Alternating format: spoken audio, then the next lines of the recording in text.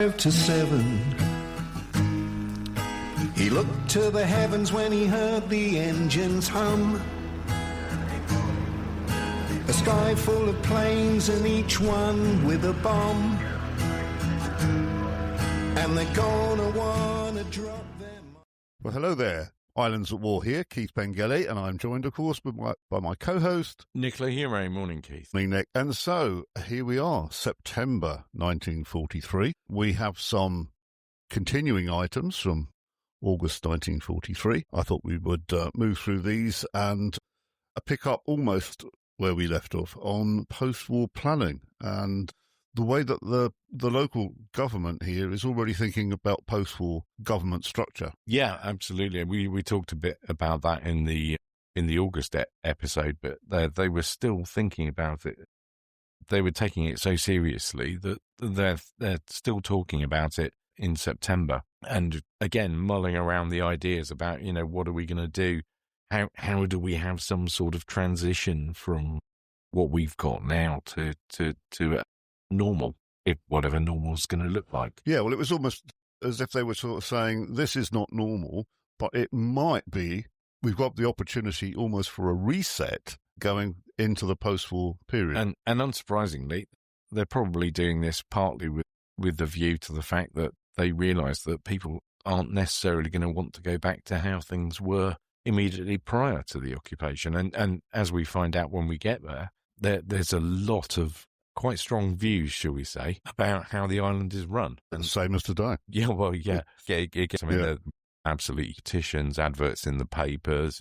There's some adverts, actually, I think, if you tried to publish that today, you would get into big trouble. You'd be sued out of existence for some of the language that's used in. And I was very surprised when I looked at the papers from sort of, by the time you get to sort of July 45, August 45, there's some quite emotive language being used. And of course, they're now able to print a Guernsey press that's more than 4 pages long. Yeah.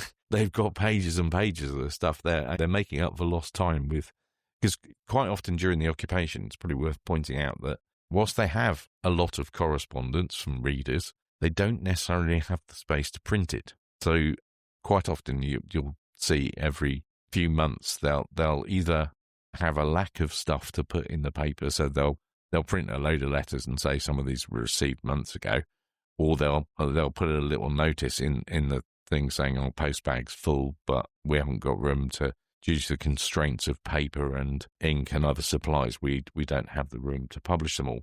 So then they go to the other extreme when they get to after liberation, once they've got supplies of paper and they can print a paper that's as long as they like, and it's loads and loads of letters. So just remind me then, where we are in September 1943, was the Guernsey Press a separate paper from the start? Or they were still separate. They were alternating days when they printed. That's what I was going to ask. So they came. Yeah, there was a sort of rota for printing. Yeah, and some days there wasn't a paper at all. Jersey had it a bit worse for the Jersey Evening Post because I think they had pretty much a whole month where.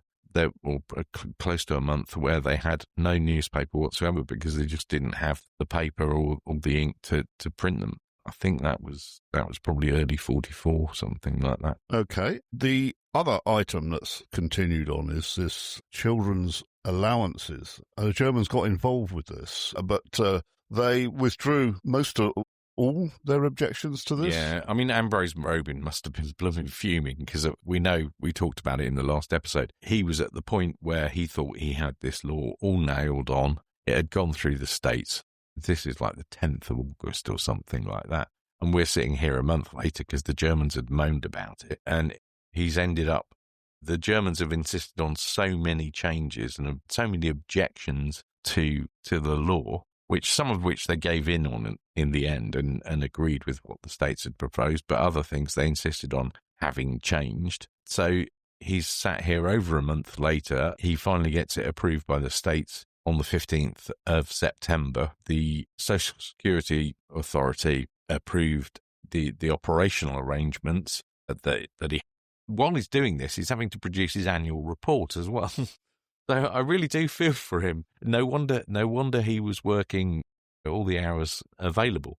But he notes as well that, cash reserves are already dwindling due to the benefit increases that they'd had to put up in earlier on in the year. In January, they'd had to put benefits and pensions up between 20 and 25%. Well, this particularly is to try and get money.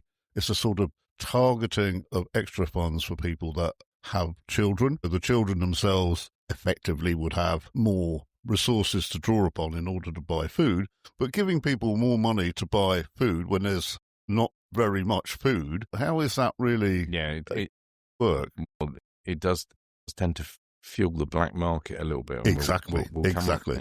In a bit. But anyway, it goes through the states again, gets approved by them on the 15th, and I should imagine that Ambrose Robin heaved a massive sigh of relief when the Germans finally withdrew their last objections and the law was submitted to the court on Friday, the 17th September, and was registered on Saturday, and it was all scheduled to operate from the last week of September. And he notes in his diary for the last week of September that claims have started to arrive from multiple areas. For some reason, he mentions Roselle Road. Don't know why he picks that one in particular, and talks about a large influx starting on the 27th and the 30th of September. Well, was there social housing?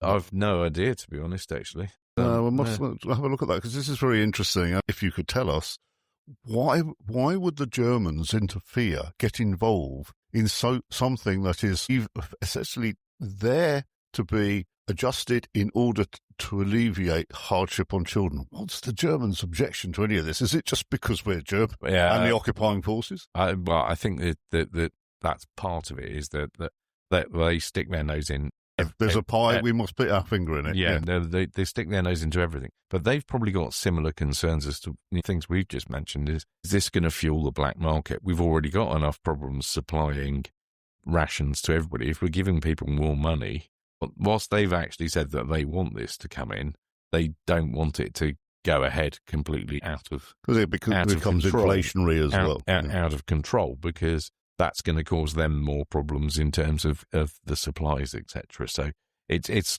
sort of a fine balance between giving people enough so that they can sort of level the playing field a little bit, and not giving them too much that they'll fuel the black market and just cause even more problems, because more stuff will come out of the official supplies from getting stuff through your ration book, etc., rather than getting it on the black market. So you'll end up with stuff coming out and less for everybody kicking around, basically. Yeah, because if you give people more money but don't change the ration book, it's there's this sort of cash effectively. Yeah, I mean, sort of ballooning up and not being used, but it will be used in the black market. Yeah, I mean, the thing with the ration book as well, of course, is you've got to be able to afford to buy the things that appear in the ration book, and that's part of the problem. They've got price controls in place, but there are some items that aren't subject to price control, which you would class as everyday items in terms of food and things like that. Not everything is. For example, spider crabs weren't controlled. There was no price control on those. There was no rationing of those for a little while. So you've got various things in play there. Things kind of switch around. So he talks about towards the end of September that they're having to extend their office work into the evening to process all the claims, which is difficult enough because electricity, lighting, candles, etc. We've talked all about that before. It's a problem. Now, it's not too bad in September, but I can imagine it's not going to be great when they get into the winter months. No, and that's where we're heading, really, isn't it? By early September, you've written an autumn chill highlighted the low reserves of fuel and food, and so people are starting to anticipate and possibly be a bit on the pessimistic side as well. Yet another winter of occupation coming up. Yeah, I mean, they do get a rash of claims in the first few weeks of this, but once we get into October, he starts talking about the fact that people have obviously thought about it a little bit more, and there's a bit of social stigma has started to be generated about claiming this. Yes, of course, and people referring to it as a poor law. Oh dear. Yeah, well, that was almost inevitable. So they start to see a bit of a drop in the number of claims.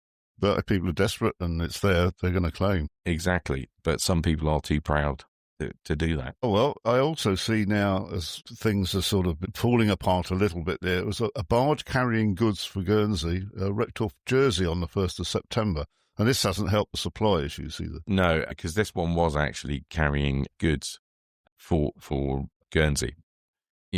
Robberies were reducing the potato stores.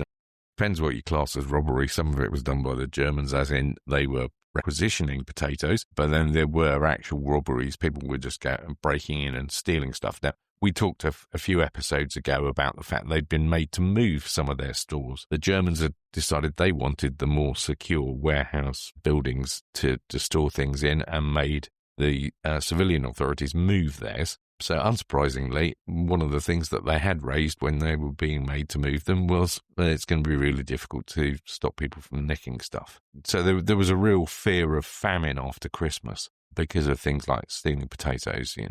They had, half of the ration of potatoes were what they called pig potato, which clearly are not of very, very good quality. And they were issued only fortnightly. The crop yields were getting lower and lower for some of the growers. We talked about in the August episode about the fact that people were growing things like tobacco because they could make an absolute fortune, but with the rather short-sighted thing of, well, if you're doing that, then you're not contributing food to the economy. And some episodes ago, we also talked about the fact that some of the slipways to the beach had been fortified, and farmers couldn't get onto the beach to collect seaweed to rot down to put onto the fields. And this now is starting to manifest itself in the soil quality is very poor. There's a lack of manure and a lack of fertilizer there. Yeah, absolutely. I mean, they've got a lack of seeds as well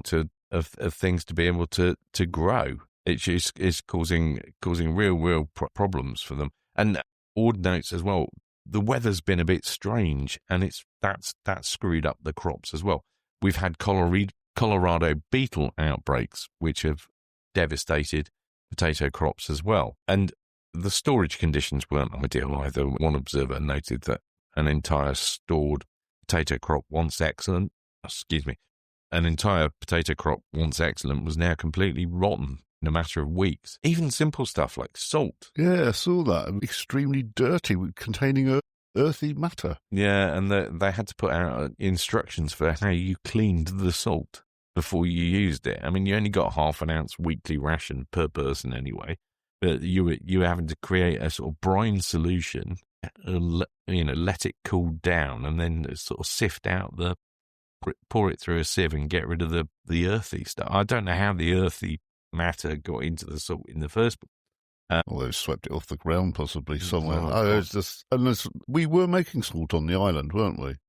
They were taking salt water and you could boil up salt water to and then condense it. To condense it, just to try and generate some salt. But this is something else.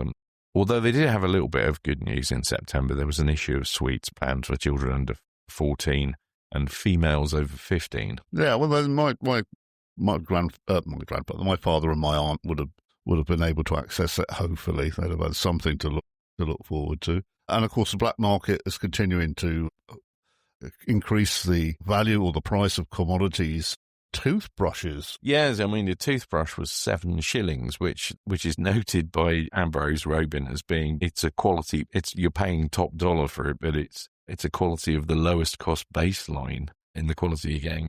There's no salt for a couple of weeks, and then you've got this horrible earthy salt. The meat ration's poor. The mince is described as foul smelling. Ord's mentioned that as well. The mince was not the best. And frankly, if you're really, really hungry like they were, it must have been pretty bad for you to be complaining about it, because they just got used to the fact that the meat ration was often described as a meat ration and not sort of non-specific as to exactly what it was going to be. And of course, we should remind people that very, very, very few people had refrigerators. And in fact, the very house that we're sitting next to, my house, when I bought it in 1994, still had a meat safe in the back porch.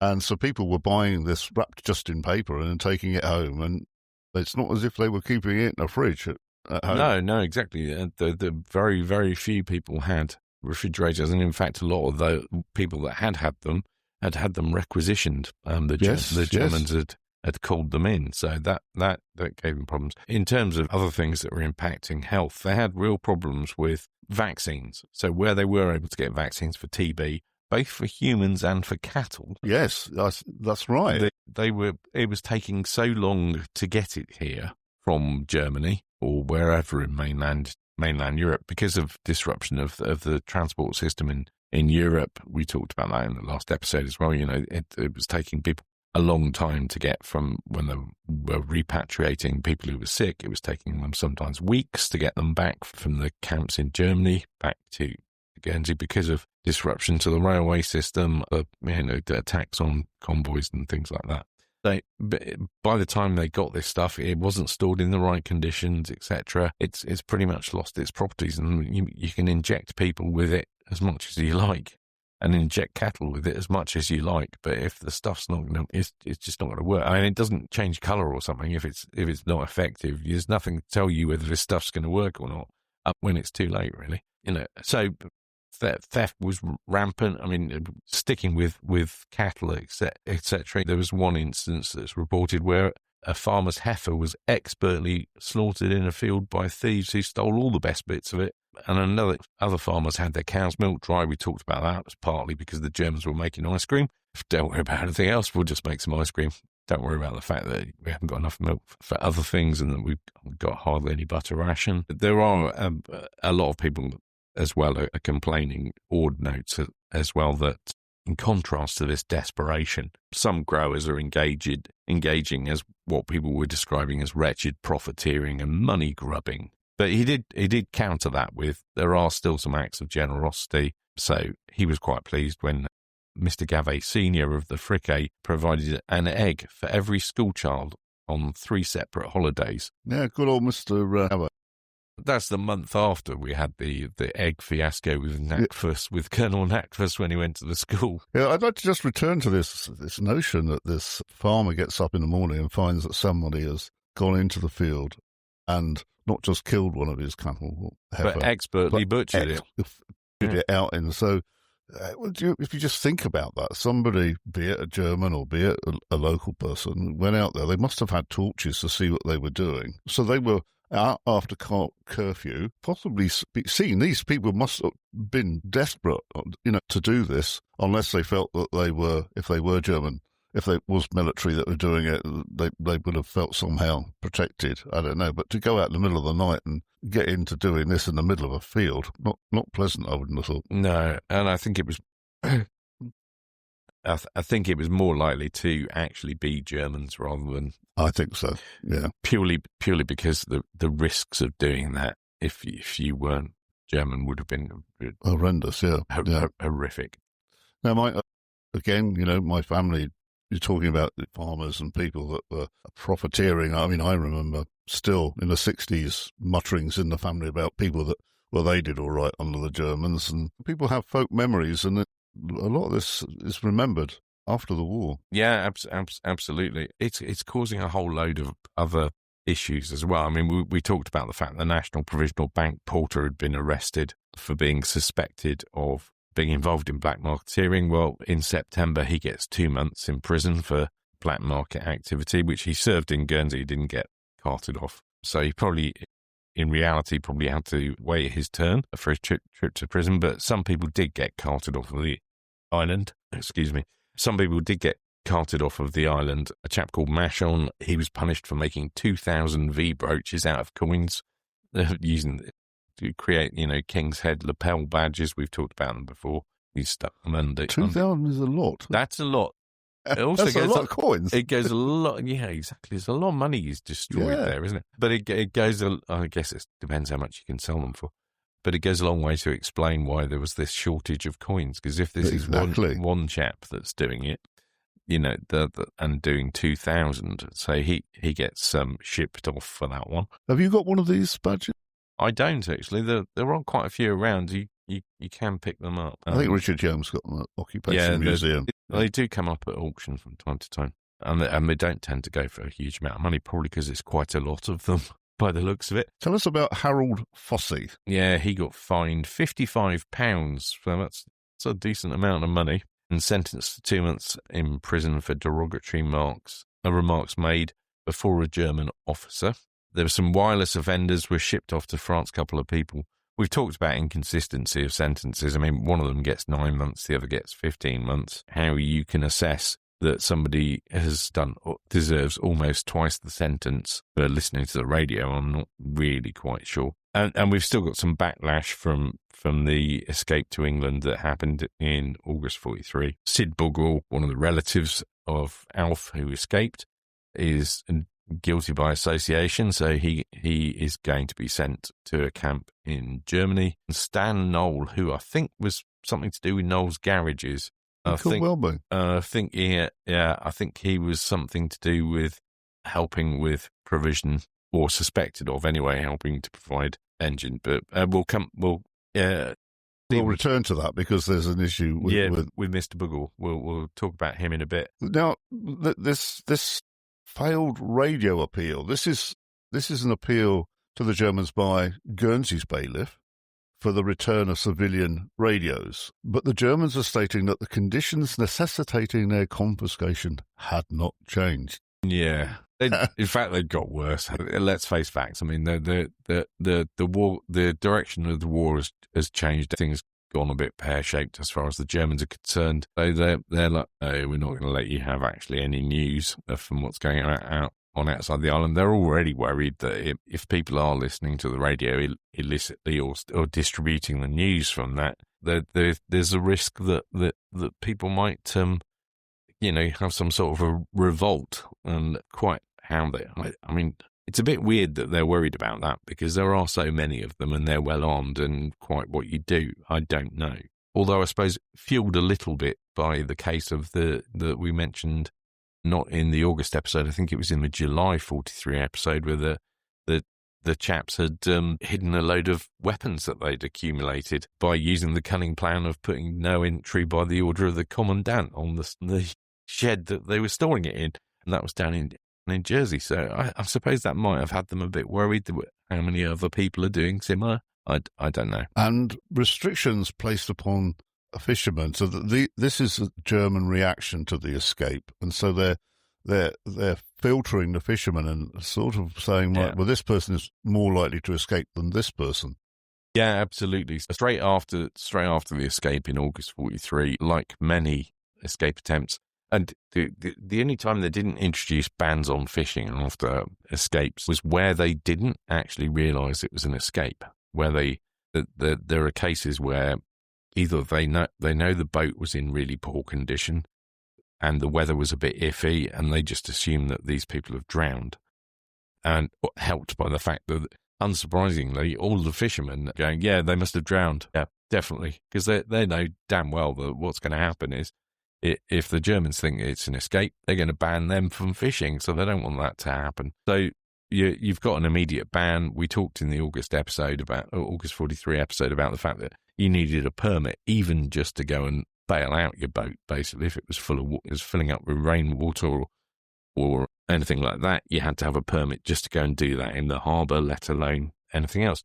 So the Germans come up with a plan into how they can allow fishing but minimise the risk of escapes. Yeah. So following the August 43 escape, they decided, right, well, we're going to have to allow fishing again because we've got this is causing a major problem because we've got no meat ration for, certainly in August, they'd not had any meat ration for quite some time. Meat ration is very, very variable. You see Ord people like that complaining about the fact that they're just eating vegetables and they've got a very poor selection of vegetables to choose from, and they get very fed up of it.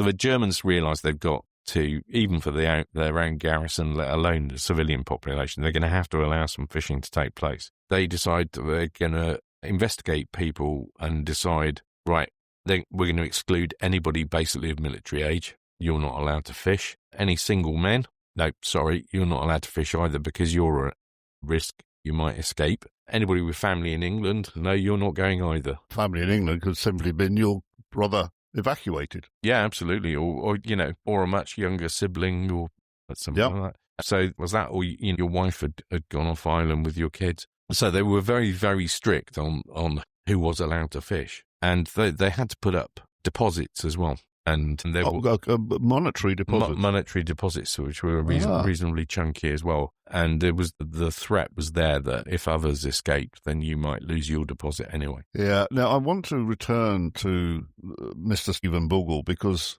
he is, as you say, guilty by association and is to be deported. I think, Louis Guillemette, a political liaison between our government and the Germans. He tries to intercede here, I think, because Stephen Bugle's mother is ill. Yeah, he goes with Bugle to go and see the Feldkommandantur and say that Bugle's 82-year-old mother is dying of cancer, and that actually her condition has worsened because she's heard the news that he's going to be deported. But that doesn't go anywhere. You know, Bugle were offered to remain in prison on the island rather than to leave. He obviously wasn't voluntarily leaving. Rather than him being deported to a camp in Germany, please could he stay here? But Kratzer said, I'm sympathetic, but I've got orders from a higher power. They love using that phrase when they want to be non-specific about. I'm just following orders, go. Yeah, about exactly who that higher power is, but then he's not allowed. He says, I've had a direct order to send you away, and I've got no power to rescind that decision. And he says it's just a result of war. Louis is quite depressed by this and says it's one more failure. Now, one of the things that influenced the German decision was apparently they found out that Bugle's sister was actually living with his mother and looking after her, so they sort of coloured their view on whether they were going to do it or not anyway, but it would seem that he probably couldn't do anything about it. Going back to the fishermen for a second, Durat Leal, head of the controlling committee, said that because the petition, the fishermen were pretty annoyed about a whole chunk of them not being able to fish. So they presented a petition to Colonel Lackfus at the suggestion of Durat Leal. Didn't make any difference, but it's just worth mentioning that was the. Okay, we move on now to the case of Nellie Welsh. Yeah, Violet Carey. Yeah, she's critically ill from acute starvation, and she refuses to eat vegetables and has subsisted on strong tea, limited bread, butter, and potatoes for over 2 years. Unsurprisingly, she's not very well.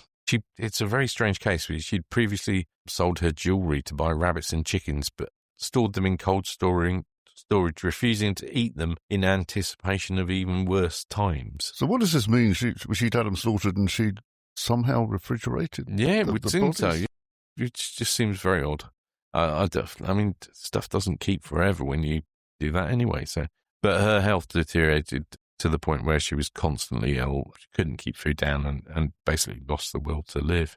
It's a very, very sad case. But Violet's also recording here that the population's poor health heading into another winter. She's talking about the fact that the only thing that they've got to sustain them is hope. Yes. Right now, in the last episode, August 1943, Jersey diarist sort of signalled his withdrawal, but he left us with this sort of quite poignant sign-off, temporary sign-off, didn't he? He's hearing that some people have escaped from Guernsey, and good luck to them, and he's expecting it would mean reprisals on the Guernsey relatives and such. But then he talks about water is the latest item of economy now being shut off from 9 till 6. Yeah, so from 9 in the evening till 6 in the morning, no flushing your toilet if you've got one. But exactly, he puts it a little bit more. He's slightly politer about it than that. But yes, that's one of the other things that is becoming a massive issue. And you do see this in the newspapers. There are stages in the occupation where there are appeals put out in the newspaper basically saying, look, if you don't start economising on water more, we're going to have to start shutting it off for longer periods of time. So the onus is on you to try and be as efficient with your use of water. That's the case that we'll just have to keep shutting it off. But yeah, as you say, he's been tipped off by a friend of his who's often at College House. So that's Victoria College. His friend's often there on business, and basically his store and a place adjacent are suspected of being news distribution centres. And on the principle that actually it's reasonably true that that's what he gets up to, He had a bit of a hectic afternoon disposing of wireless sets, etc. We talked about that in the August episode. It was kind of the last weekend in August, beginning of September, that he was dealing with this. But yeah, he had quite a lot of paperwork and things like that, because we've talked about it before, but one of the reasons that he seems to be quite well in tune with exactly what's going on in the occupation is, I suspect it's probably this friend, in inverted commas, who's often at College House on business, is probably the one that brings him this. He's got somebody who brings him things that they think might be of interest. They pinch them from College House overnight and go and put them back in the morning, and they let him transcribe stuff. So who knows? Oh, so his name may have appeared on a list, or was he? Well, let's see if he eventually is visited. I don't think he is, but let's just see. We'll wait and see. Exactly. Also in Jersey, Mr. Mollett from the Jersey Evening Press. And we've got Ralph Mollett was basically, he was like Louis Guillemette, but the Jersey version. Yeah, and he's quite amused. He's cut out and pasted into his diary the charge of the BM Brigade, with apologies to the late Alfred Lord Tennyson, who had black market. Of course. Yeah, and he's written quite an amusing little poem. The person that wrote in, actually, a chap called Reg Grandin, according to the bottom of the article, had written quite an amusing thing based on the charge of the Light Brigade, but for the charge of the Black Market Brigade. And in Guernsey, Diarist Ord, Reverend Ord, he talks about the Gestapo uncovering a large-scale black market operation. Can we again return to this thing? This is not the Gestapo as we know them. It's a sort of Gestapo wannabes, isn't it? So, yeah, there weren't any Gestapo based in the Channel Islands, but there were the German secret field police, the Geheimfeld police, who were quite happy to be thought to be.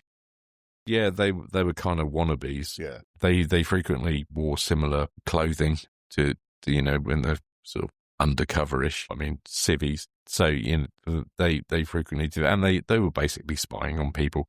We talked about them going around and breaking up groups of people and discussing things and asking, separating them and demanding to know what they were talking about, and things like that. But yeah, this was obviously quite a big black market operation, because somebody got 5 years with hard labour. And that would have been served here? 5 years, probably sent away for that. Probably sent away, yeah. Mostly because they just don't have the space. Yeah, the part of this, Ord says, the German gendarmerie were particularly zealous in this case because the men had appropriated German stores. Another individual receives a 2-year sentence for distributing news and was set to be tried in France for black market activities as well. As predicted, black market prices are soaring to exorbitant levels, hence why Reg is writing his charge of the black market brigade in Jersey. But even in Sark, 2 ounces of tea sold for over £5, Ord notes, which is equating to £42 per pound. A single bar of Lifebuoy soap fetched over £8. A loaf of bread cost 23 shillings and sixpence,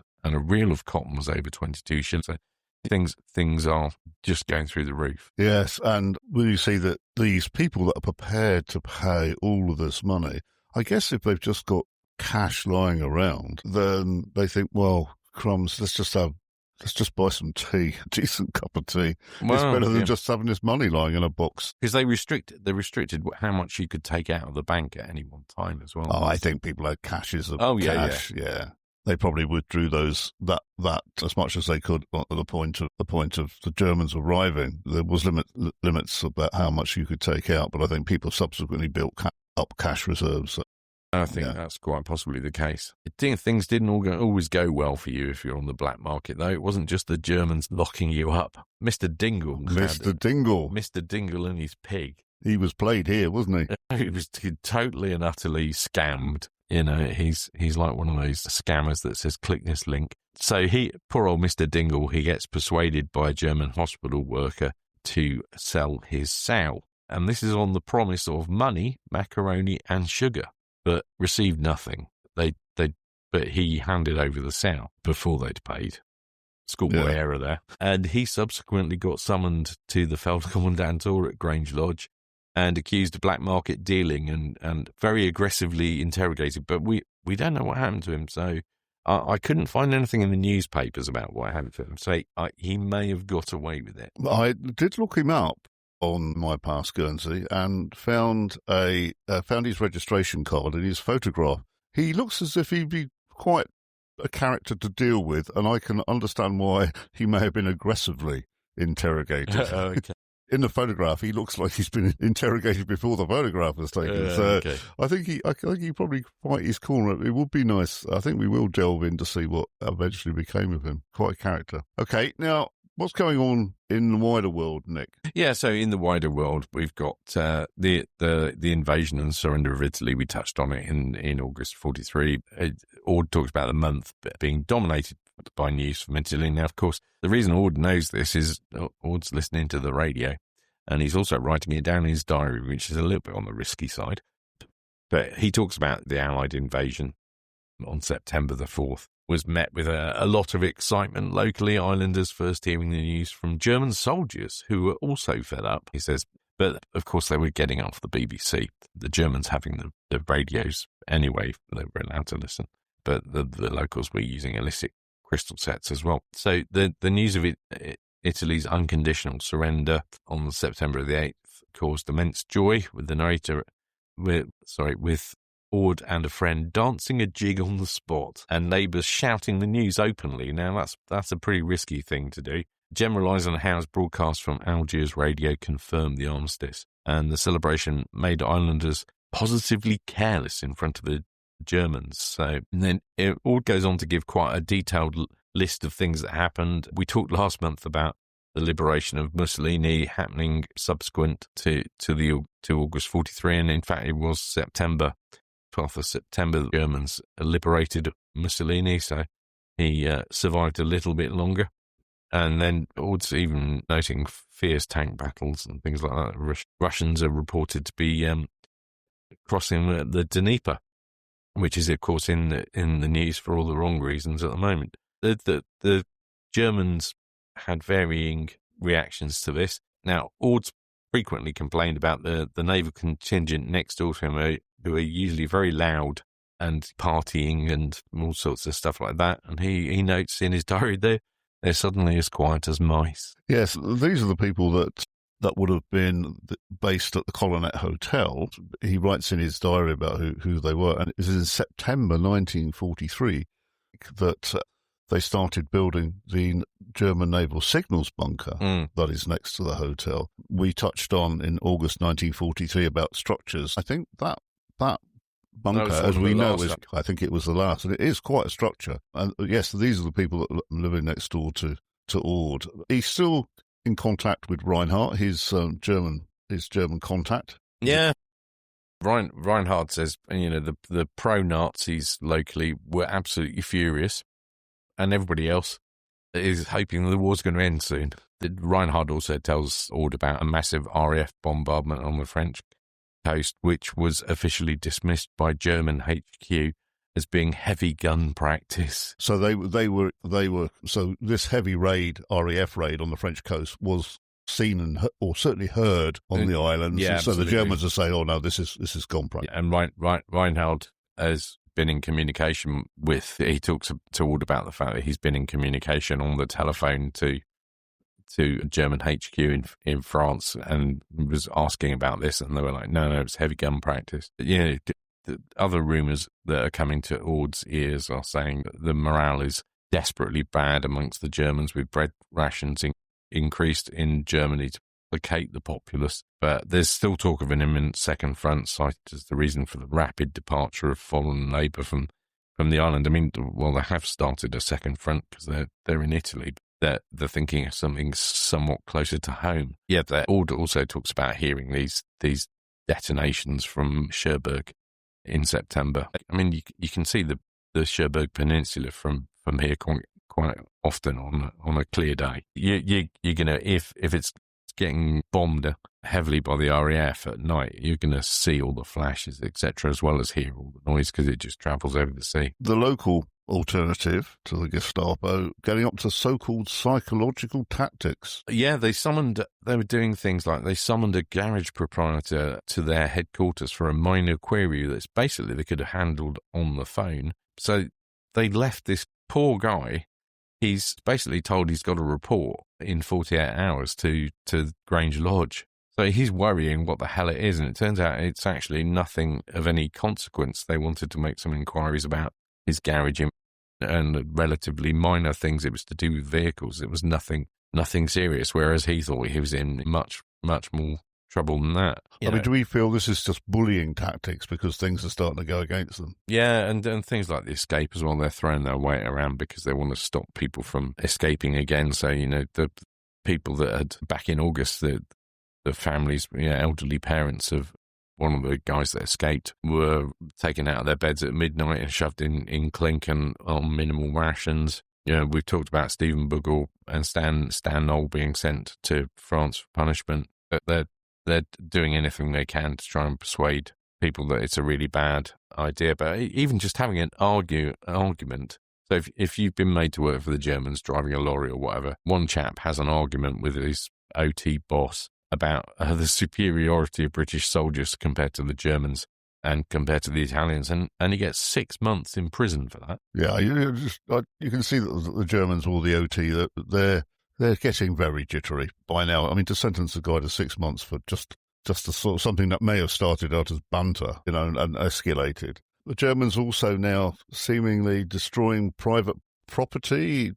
No, I mean, they've been at this for quite a while, but there seems to be more sort of spite involved now. Yeah, this is more ad hoc type thing. So we've talked about this before, that at varying times you might find your house gets knocked down because it's in the way. There's some rhyme and reason to that. You may not agree with it, you can see the logic. You can at least see the logic for it. And they go through a stage where in 43 where they're a bit worried about people, a bit worried about commando raids, that sort of stuff, or an attempt to take the islands back. So they start knocking down houses around the coast. I think by the end of the occupation, we're up to about 200 around the coast of Guernsey alone that have been knocked down. They sometimes they knock them down and use all the bits for their own building works. Yeah, sinks and lavatories and plumbing bits were the first things to be taken. This is a project I'm looking at the moment. Yeah, they and sometimes they'd knock your house down and say, well, not only have they knocked your house down and nicked all the bits that might be actually worth anything, then they might tell you you've got to shift what's left. And it's the same with glass houses as well. Guy had some relatively new glass houses, and the Germans basically say, you can demolish them yourselves or we'll do it. It's up to you. If you demolish it yourself, you can keep the stuff. So at least you could flog the timber, or I suppose you could have feasibly, gone and rebuilt them somewhere else if you had the land to put them on. It's crazy. I mean, and there's a report of them just seizing a woman's private house. They raid her garden, cut down her trees, and they commandeer a shop and telephone. Yeah.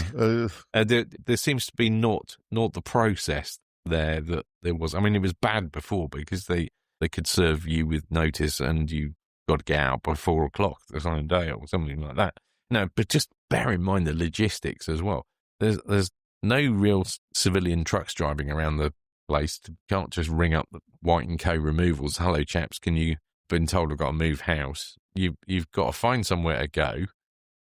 You're reliant on being able to find a farmer or somebody like that with a horse and cart or something to be able to move your stuff. If you don't get it out in time, then the Germans keep it. It's just awful. And, in another case, a very prosperous business, Ordnance, which was valued at £3,000, was seized and the building systematically destroyed by troops who wantonly shattered the engine and dynamo that had been built to produce their own electricity for this business. And basically they just went, well, no, you're not eligible for compensation, go away. Yeah, I mean, this is what I mean about spite. It just seems to be almost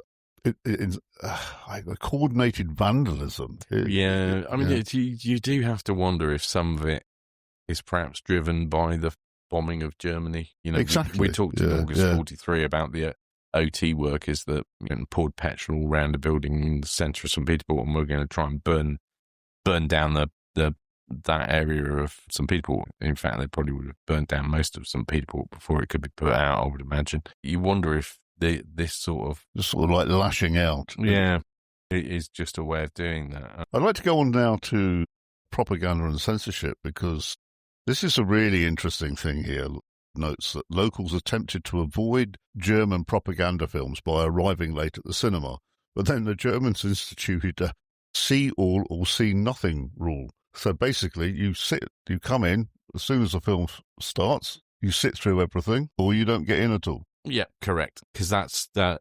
But by this stage as well, the audiences are misbehaving, and they were doing it earlier on, because we talked about the Deputy Cross, who owned the North Cinema, being summoned by the Germans a couple of years earlier than this, some point in 1941, I think it was, for the behaviour of his audiences and threatening to shut him down because of what his audience were doing. The German propaganda is a little bit ridiculous. Ord talks about one of the newsreels being apparently about the Grand National supposedly being held in Paris. This provoked laughter amongst the audience because it showed pre-war fashions. No Germans in the film at all. It kind of gave away the fact that this is just old footage of the Grand National in England. German newspapers as well, filled with the denunciations of Italy's scandalous treachery, because Italy had surrendered. Yeah. It's just all over the place. And now, our friend Goitman, the censor, had of course gone. We talked about him departing in August. His replacement, Ord wanted to have a performance of Mendelssohn's Hymn of Praise, but in the church, as they were wont to do, with a bit of entertainment and whatever. But he was only allowed to do it if they didn't say Mendelssohn. Because Mendelssohn was, of course... He was Jewish. So had been Jewish, yes. Yeah. And they said, but you can't advertise it.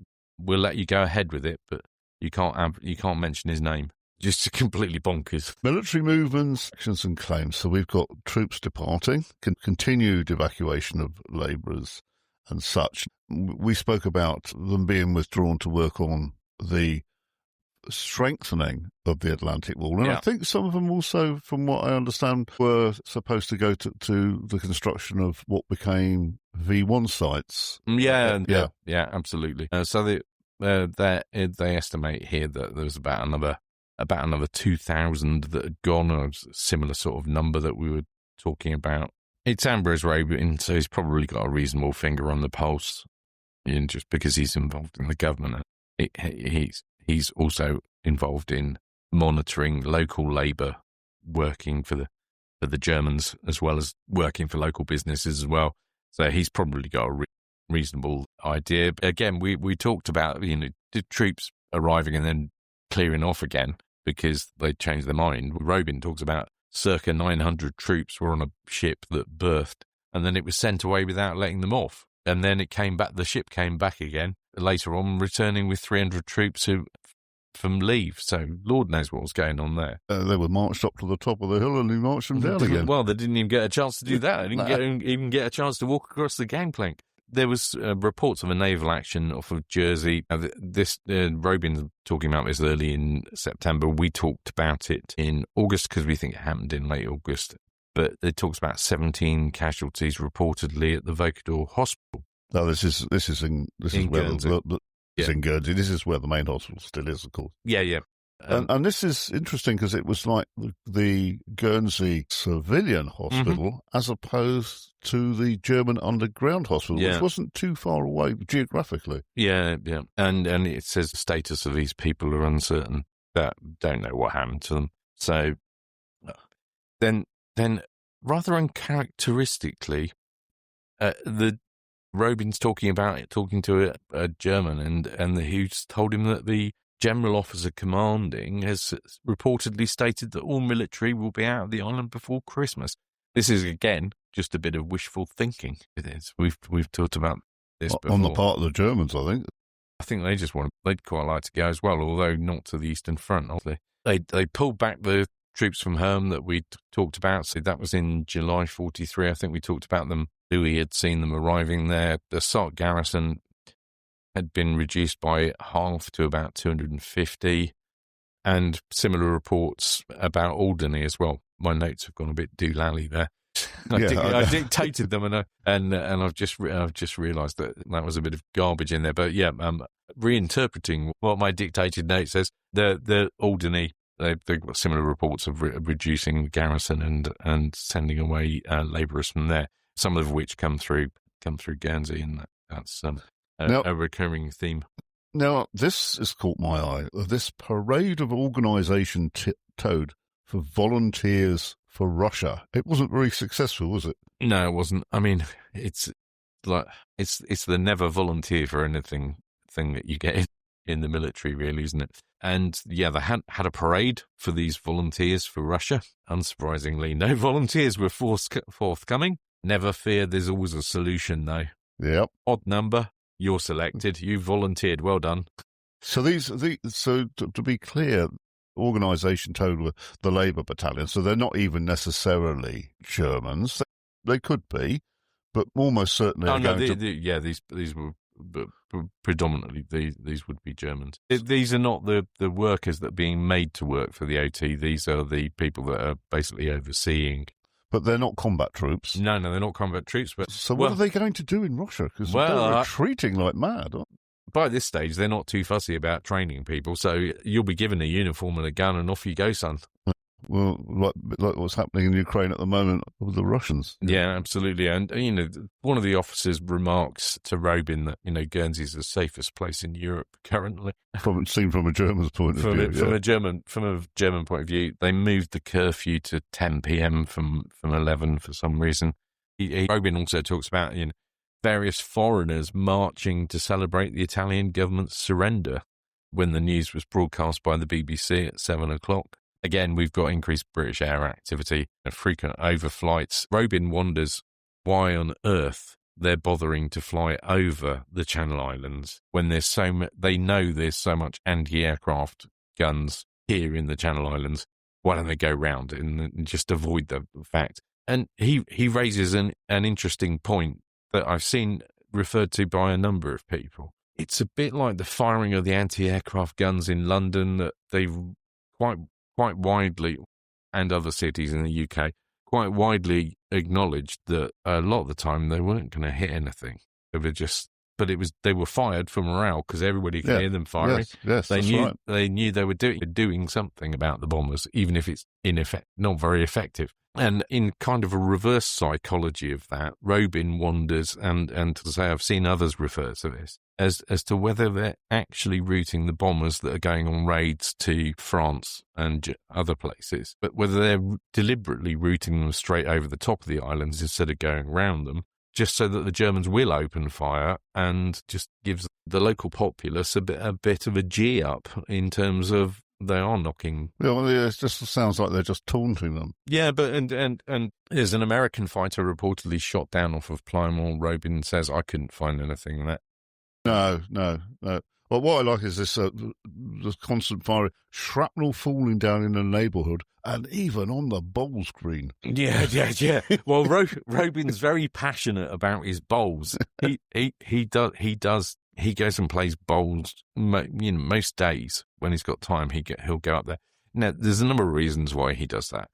I mean, he obviously enjoys playing bowls, but the bowling green is where a number of retired generals and others hang out, and so he goes up there for the gossip, basically. And it's a bit like you see all these pundits on the TV or on the radio that are former serving British Army officers or whatever, who come on. They get them on from time to time to what's going on. There's a big battle going on in Ukraine. What does this mean? Are the Russians winning? Who's winning? Why are they doing this? That sort of thing. So they're giving a commentary on what's happening. And Robin's effectively going up to the bowls green to get the same thing 1940s style by going along and saying, well, to a couple of these old retired generals and various other people, well, what do you think's happening? Are we winning? Where are we going? Are we going to be released soon? Will the occupation be over soon? So that's what, but yeah, I mean, you'd be pretty annoyed, to be fair, because they'd have to go and clear up all the shrapnel. And I mean, the only casualty on D-Day, civilian casualty on D-Day in the Channel Islands is a poor chap who happens to be out and about and gets hit by a bit of shrapnel that smacks him on the head and kills him. Yeah. There are air raid shelters around town, but there's not that many around elsewhere. Yeah, and you can't really, hiding under a tree or something is not really going to help you very much. There's another, we talked about the FW-190, a German aircraft that got shot down by Brayon Tower in the August episode, and they're not doing so well here either in September 43, because another FW-190 from the same unit overturned on landing due to pilot error, and 75% damage on the aircraft, so it's basically a write-off. Write-off, yeah. There's a pretty awful case that happened here on the 15th of September. This is on Guernsey, where I think, was it Ord had actually witnessed terrible accident. Ord's surprised that he's not killed himself. Yeah, can you talk us through that? Because it really is, it's really terrible accident. Yeah, this is not something... Excuse me. This is not something I'd actually come across before, but it's the 15th of September, and Ord witnesses this tragic accident where a Luftwaffe, I think he was a mechanic, he was a ground staff anyway with the Luftwaffe, lost control of his bicycle and collided with Mr. H.G. Jackson. At the time, Ord was stood talking to this gentleman. There were four of them stood there, and Ord is just wondering how on earth he didn't get hit by this guy either. So Mr. Jackson suffered a broken neck and died on the spot. The German governor, von Schmettau, stopped, but left without acknowledging the civilian victim. The German officers got out of the car, had a look, and then just went. There was no acknowledgement of what had happened. Ord and the other two that had survived were later summoned to the German police headquarters for what Ord described as an inefficient and discourteous interrogation. So the other parties were Mr. Jackson's wife, Ord's wife, and Ord. And Ord was left with a feeling of profound disgust and contempt for the whole process. Well, he'd have been in shock, eh? I mean, to see this happen in front of you when you're actually talking to somebody, and the callousness of von Schmettau to sort of stop and then just drive away again. Yeah, when they're told to report the next day to the Feldkommandantur and to be there for 9 a.m. and not to be late. And the thing that really annoys Ord is that they kept waiting. The Germans that one of the Germans that questions them, he's had dealings with before, and they were not pleasant dealings.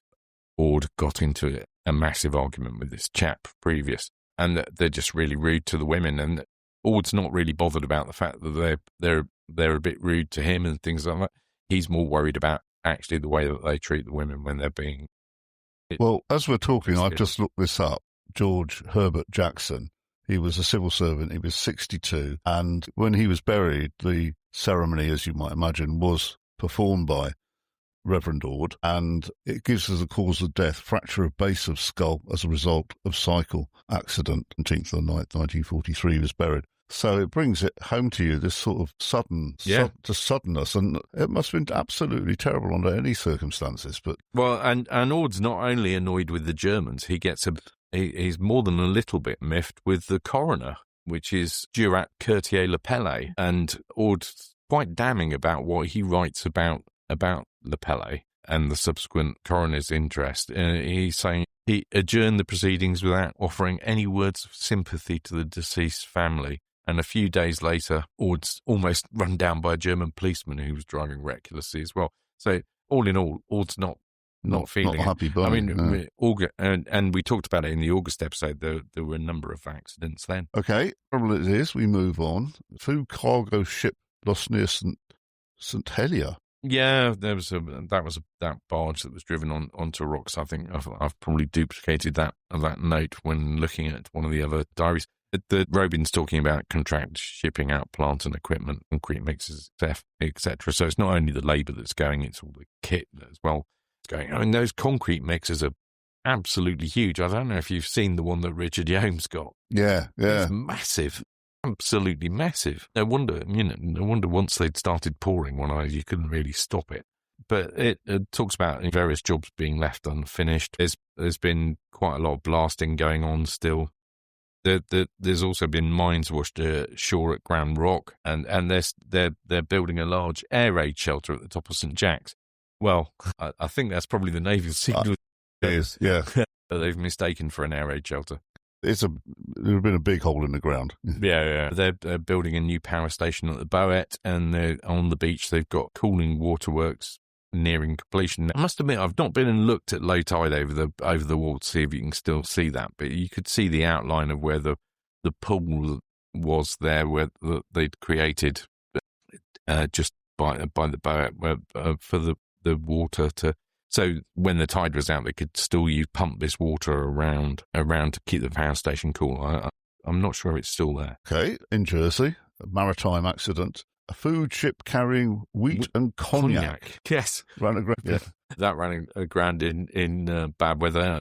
I'm presuming the cognac was for the Germans rather than the locals, because there were controls over spirits for the locals. Inspector Rosser, the German official in charge of horticulture and agriculture for 2 years, paid a farewell visit to Louis Guillemette. And expressed a hope to return as a tourist after the war. No, that's a recurring theme, though. Let's face facts. A lot of them do say, I really hope, I want to bring my wife here, I want to bring my kids here, I want to come back on holiday. And you'll have met them as well. There's so many Germans that did come back on holiday. I mean, my grandparents ran self-catering cottages for a number of years it would have been in the 80s, and a large chunk of their customer base was Germans coming here on holiday. You know, they had a lot of Germans and Germans and Dutch people that used to come here. Some of the Dutch being relatives of those who were forced to come and work here. Yeah, and older listeners may remember that the German Chancellor, Helmut Kohl, used to holiday here for several years, just him and his wife, a small bodyguard attachment. And the reason this came to light is that in the visitors' book of St. Matthew's Church in Catel, they found an entry by him. Oh, there and we it go. was admitted, it was admitted that for some time there was a very quiet B&B or small private hotel. For several years, he came to Guernsey. Well, there and you go. I've always wondered if there was some sort of link connection. to his family. Yeah, interesting thing.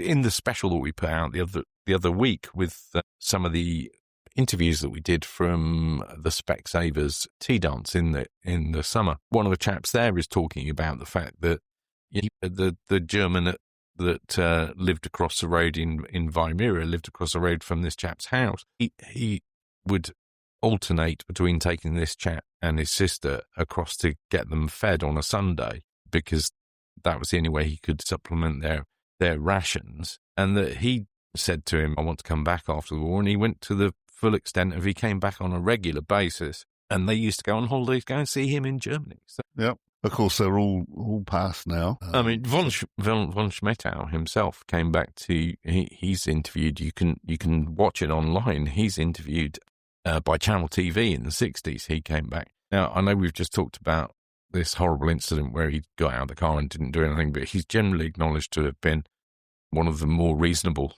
of the commandants. And he writes after the war to the bailiff to say how were the people of Guernsey and the people of Jersey faring, and inquiring after certain individuals as well. Yeah, I mean his uncle, I think, was von Rundstedt, the famous. He was Gert von Rundstedt. Yeah. So and von Schmettau comes back in the 60s. Like I say, he was interviewed on Channel TV. There was a whole big write up about it. I think he came back a couple of times actually.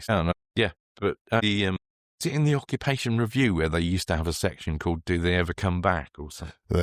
Something like that. This is the Channel Island Occupation Society review. If you ever see any in bookshops and they do get out and about, always pick one up because they're absolutely stuffed with really interesting thing. And yes, you're right, Nick. In the 70s and 80s, there was quite a few combatants that had come back, and mainly, of course, these would have been people that lived in West Germany, because people from the East wouldn't have been able to get out. There is that issue as well, which is partly why some of the POWs that, having served their time in England, were desperate not to go back home from whence they came, because they knew it was under Russian control. Okay, sorry. Yeah. I'd like to go on now to this naval skirmish in September. the naval engagement, British E-boats and German ships off the coast of Jersey. But was this linked to some sort of loss of a parcel containing 2.5 million? Well, no, that's what basically when Louis at the Feldkommandant are talking about various things, and he's heard about this naval engagement between British E-boats, well, E-boats read MTBs, that sort of thing, and some German ships off of the coast of Jersey. Now, no German ships were sunk, and I'm not sure if it's Kratz or Nakfus that say to him, well, it's just as well because there was a parcel containing 2.5 million francs destined for France, which belonged to the government of Guernsey, and it was on one of those boats that was attacked. Just as well you didn't get sunk, because otherwise you'd have lost all that desperately hard-earned foreign currency that you needed to be able to buy stuff. So that a rare occasion that we were pleased not to have a German vessel sunk. Quarry bathing. This sounds really dangerous. Due to a ban on sea bathing, residents were begun bathing in quarries. I mean, these are big holes in the ground, aren't they? Yeah, now, if you grew up in the 70s and 80s like I did, there were quite a lot of warnings about not doing this because it's so flipping dangerous. But because they were banned from swimming in the sea or going and using the bathing pools down at the Valette in Guernsey, Louis talks about Nick Hubert's quarry in the north of the island's got a 100-foot depth, and some enterprising soul had fitted it with a springboard and aerial flight on a wire rope. So I take that to be a zip wire across the quarry, and they had a big rope going down, and you had to climb back up the rope to get back up, which just all sounds very, very dangerous. But he talks about a large group of people going there on a fairly regular basis because the weather's quite nice. I'll tell you what, one of the dangers is driving or swimming in a quarry. It's not salt water and it's not very buoyant, and that really does catch people out. Oh, I'm sure it does, yeah. I remember my father talking about someone he worked with in the early 50s who had an accident, tripped into a quarry and drowned. And they had all sorts of, you can dive in and there's all sorts of equipment and stuff been dumped in there. It's easy to get entangled with things. Oh, yeah, I'm sure it is. I mean, that's why the water-filled quarries that you go past these days that are used for water storage tend to have big fences around them and lots of signs saying don't enter the property. Motorcycles get confiscated as well. This causes a massive problem for the doctors. Now, the doctors are by this stage, some of the few people that are allowed a petrol ration for vehicles. And the Germans say, hang on a minute, you've got motorcycles and cars. Now, there was a reason the doctors had two vehicles. They were trying to be as efficient as possible with their petrol, so if it was appropriate, they would use their motorcycle to go on their rounds. If, for some reason, quite often they ended up transporting patients. If they went to go and see somebody and then they thought, if they were going to see them and they thought we might need to get them to hospital, then they would take their car, because you can't stick a really seriously ill person on the back of a motorbike and take them, and particularly not a nice one, which realistically that's what one of these would have been. You can't stick them on the back of one of these bikes and take them halfway across the island to that. But the Germans are having none of it. They say don't care. The Louis gone with the doctors. I know Simmons was there, the head of the public health. Sutcliffe was there. Dr. Fox was there. Not Dr. Fox, the radio DJ, but Dr. Fox, who was Sutcliffe's business partner. Trooped along and said, look, we're using these to save petrol, and this is why we do it. And the Germans said, well, we don't care, and actually we don't believe you. But then they kind of go back on it a little bit, because after they confiscate their motorbikes, they then give them an extra half gallon of petrol for their cars as compensation. And Kratzer says it's likely the reason was a shortage of vehicles which might need to be handed over to the Germans' forces.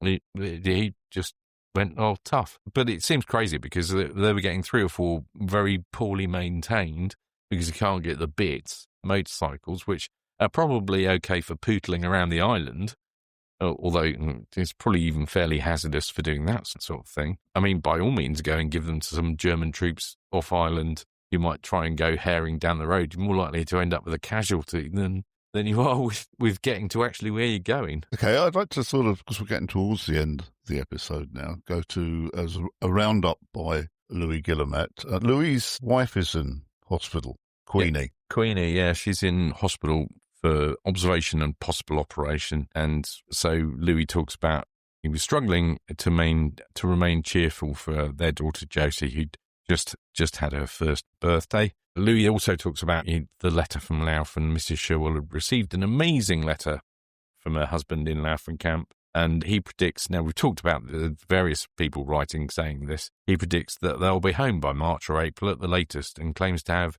liberty within 10 miles of the camp, and asks her to send a Union Jack. It's a really bizarre thing from such an intelligent man as well, is it? So he's basically saying that they'll be back in Guernsey by March or April 1944. Yeah. And then he's basically saying to his wife, can you send me a Union flag? Yeah, I think this is kind of the same thing that was going through people's minds here, where they were hoping that they were going to be liberated soon. Sounds a bit light-headed. And I think that's, obviously Sherwell's seeing all the bombing that's going on in Germany, because they could see what was going on around them from the camps, etc. I mean, you even get to the extent that, I'm trying to think of his name now, but one of the other chaps who was in the camp, and I mean, he was sent out to go and defuse bombs that have been dropped by the RAF. So they're well aware of what's going on around them. So maybe they do think it's all clearly they think it's all going to be over, but the whole sending a Union Jack is just a bit of a weird one. And Louis says to Mrs. Sherwell, look, just I really wouldn't do that. Yeah, I wouldn't do that if I was you. He was worried what might happen. It would be intercepted, and it could put her in danger. But there's lots of liberation rumours going about. Other messages from Laufen have hinted at this good news and saying basically the Germans are going to abandon the Western Front to allow the British to enter Germany before the Russians. Americans, yeah. So exactly. There's this sort of continuation of this belief amongst the Germans that we'll all get together, be pals, and fight the Bolsheviks. Well, absolutely. That appears to be, but Louis says there's no sign of this happening here. It's absolutely, I don't know where they're getting this idea from. Now, Machon, who we talked about earlier, who was being sent off to prison in Germany for manufacturing 2,000 brooches, victory brooches, he's in bother again. I mean, he's not left yet. There's a farewell dance was held for Machon in St. Petersburg, and rather unfortunately, the guests sang "We'll Hang Out the Washing on the Siegfried line" with such gusto that it was heard outside, prompting a German police raid. They also sang the national anthem just for good measure, something else that was banned. But when the Germans raided the place, they found that, and I don't know why it's the women, but most of the women didn't have their ID cards on them, and they confiscated the ID cards from basically anybody else that was there, because that's their alternative to putting them in prison overnight, which, of course, we've talked about the fact that prison's full anyway. So, and we talked about this in Jersey for a similar sort of raid on a cafe. You asked me why they confiscated the ID cards. It was basically so that they knew that those people had to go and turn up for questioning. And I think we've come to the end of September 1943. I think so. I mean, we've still got a few bits kicking around. The unemployed are ordered to report to the Labour Office before accepting any new work. There's a few other bits and pieces. There's various other raids and people getting into trouble, and that sort of progresses. I think because we're getting there is that hope of liberation. There is a bit more kickback against the Germans. Yes, it's like a pair of scales moving. The German morale is going down, and so it sort of creates a counterbalance with civilian morale. Yeah, because going up almost to the point of illogicality. Yeah, and you certainly some of the accounts that I see of things where you start reading something and you think, this is not going to end well for the person that's doing this or persons that are doing this. You think it's not going to end well for them. Why they're doing this? They're going to get into serious problems with the Germans. But on the counterpoint to that is that quite a lot of the time, the German that they're winding up, particularly things like that. We've got the case where we talked about the chap who's driving for the OT who got 6 months. Obviously, that's not ended well for him. But there are other accounts that are given of basically people taking the mickey out of the Germans publicly, doing all sorts of almost like Ministry of Silly Walks, impersonation of their goose stepping and stuff like that, just generally winding them up and seeing how far they can push them. And in some cases, they get away with it because the Germans are so demoralised, or certain elements of the Germans are so demoralised, that they basically just can't be asked to deal with it. It's just like, it's too much paperwork. Really can't be bothered. But in reality, there was still 18 months to go. Yeah. Or right, I can't be bothered, or I just, no. I kind of agree with them, or whatever. So, yeah.